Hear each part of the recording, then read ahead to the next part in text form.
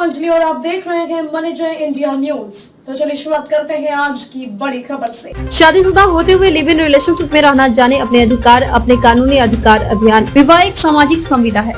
दो बालिग लोग आपसी सहमति से विवाह के बंधन में बंधते हैं। जीवन में कई दफा ऐसी परिस्थितियों का जन्म होता है जब विवाह में खटास पैदा हो जाती है और पक्षकार एक दूसरे का परित्याग कर देते हैं। विवाह का उद्देश्य दो लोगों के साथ रहकर जीवन यात्रा को आगे बढ़ाना है, लेकिन जब विवाह में विवाद उत्पन्न होते हैं तब विवाह के पक्षकार पति और पत्नी एक साथ नहीं रहते हैं। केवल एक दूसरे को छोड़ देने से विवाह समाप्त नहीं होता है। विवाह तो तब भी बरकरार रहता है। विवाह एक तरह का लीगल एग्रीमेंट है। केवल एक दूसरे को छोड़ देने से एक दूसरे के प्रति अधिकार और कर्तव्य समाप्त नहीं हो जाते हैं। विवाह में विवाद होने पर पक्षकार एक दूसरे पर मुकदमे भी लगाते हैं, जहाँ पर एक पत्नी के पास कुछ आपराधिक घटना हो जाने पर मुकदमा लगाने का भी अधिकार उपलब्ध है।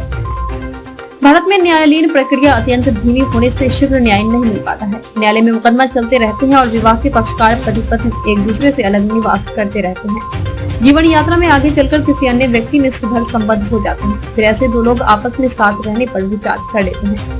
भारत में शादी होते हुए दूसरी शादी करना दंडनीय अपराध है। लेकिन समाजों में दूसरी शादी को वैधानिकता मिली हुई है, लेकिन वहाँ पर भी दूसरी शादी करने पर क्रूरता का मामला बन जाता है।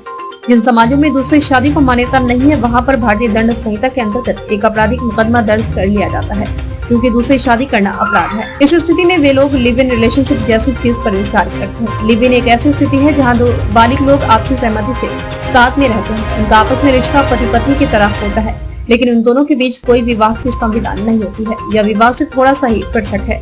लेकिन भारत के उच्चतम न्यायालय ने लिव इन को परिभाषित करते हुए अनेकों दफा यह कहा है कि लिव इन के संबंधों में भी अधिकार और कर्तव्य तो होते हैं। अब प्रश्न यह उठता है कि क्या विवाह के होते हुए किन्हीं दूसरे व्यक्तियों के साथ लिव इन में रहा जा सकता है। वर्तमान समय में भारत में इस पर कोई पार्लियामेंट का बनाया हुआ कानून नहीं है, अपितु समय समय पर आने वाले न्यायालयीन प्रकरणों ने भारत के विभिन्न उच्च न्यायालयों एवं उच्चतम न्यायालयों ने अपने निर्णय में विवाह के होते हुए लिव इन को परिभाषित किया है और समझाया है। क्या विवाह के होते हुए लिव इन में रहना अपराध है? पंजाब उच्च न्यायालय ने अभी हाल ही में एक मामले में यह स्पष्ट किया कि विवाह के होते हुए लिव इन में रहना किसी भी प्रकार का कोई अपराध नहीं है। दो बालिग पक्षकार आपसी सहमति से एक दूसरे के साथ रह सकते हैं और इस पर कोई प्रकरण नहीं बनेगा, क्योंकि वर्तमान में भारत में जाड़ क्रम का अपराध की श्रेणी से हटा दिया गया है। यदि यह दोनों पक्षकार आपस में विवाह कर लेते हैं तो फिर आपराधिक प्रकरण बन सकता है, लेकिन लिव इन के रहते हुए कोई भी आपराधिक प्रकरण नहीं बनेगा। लिव इन के संबंध में भारत के उच्चतम न्यायालय ने दिशा निर्देश भी जारी किए हैं, जिसमें यह बताया गया है कि लिव इन चोरी छुपे नहीं होना चाहिए, बल्कि वह स्पष्ट होना चाहिए और जनता में इस बात की जानकारी होना चाहिए कि यह दो लोग आपस में बगैर विवाह के लिव इन में रह रहे हैं। यदि ऐसे लिव इन में रहते हुए कोई संतान की आपत्ति होती है, तब वह संतान माता पिता की संपत्ति में उत्तराधिकारी भी रखेगा, लेकिन ऐसी संतान को अधर्मज संतान कहा जाता है। हालांकि इसके अधिकार एक धर्मज संतान के समान ही होते हैं। लिव इन में रहने पर बनेगा तलाक का आधार। किसी शादी के कोई पक्षकार पति या पत्नी में से एक दूसरे को छोड़कर किसी दूसरे व्यक्ति के साथ लिव इन में रहते हैं, तब विरोधी पक्षकार को तलाक का आधार प्राप्त हो जाता है।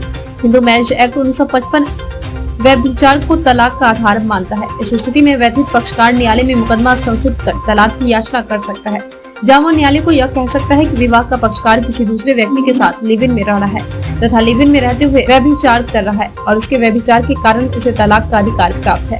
हिंदू विवाह अधिनियम की धारा 13 के अंतर्गत उसे तलाक मिल सकता है, लेकिन लिव इन पर वैधिक व्यक्ति किसी भी तरह का कोई आपराधिक प्रकरण दर्ज नहीं करवा सकता है। लिव इन में साथ रहते हुए विवाद होने पर शोषण या बलात्कार के आरोप अधिकांश मामलों में देखने में आता है कि लिव इन में रहते हुए कार विवाद होने पर अत्यधिक उत्तेजित हो जाते हैं तथा कई दफा पक्षकारों पर बलात्कार जैसी गंभीर आरोप भी लगा दिए जाते हैं। भारत के उच्चतम न्यायालय ने इस स्थिति से निपटने हेतु हाल ही के मामले में यह स्पष्ट किया है कि लिव इन में विवाद होने पर महिला बलात्कार जैसे संगीन आरोप नहीं लगा सकती। लेकिन यहाँ पर हमें यह ध्यान रखना चाहिए कि लिव इन भारत के उच्चतम न्यायालय द्वारा बताए गए दिशा निर्देशों के अनुसार ही होना चाहिए। कोई भी लिव इन चोरी छुपे नहीं होना चाहिए, जिसकी जानकारी जनता को नहीं है।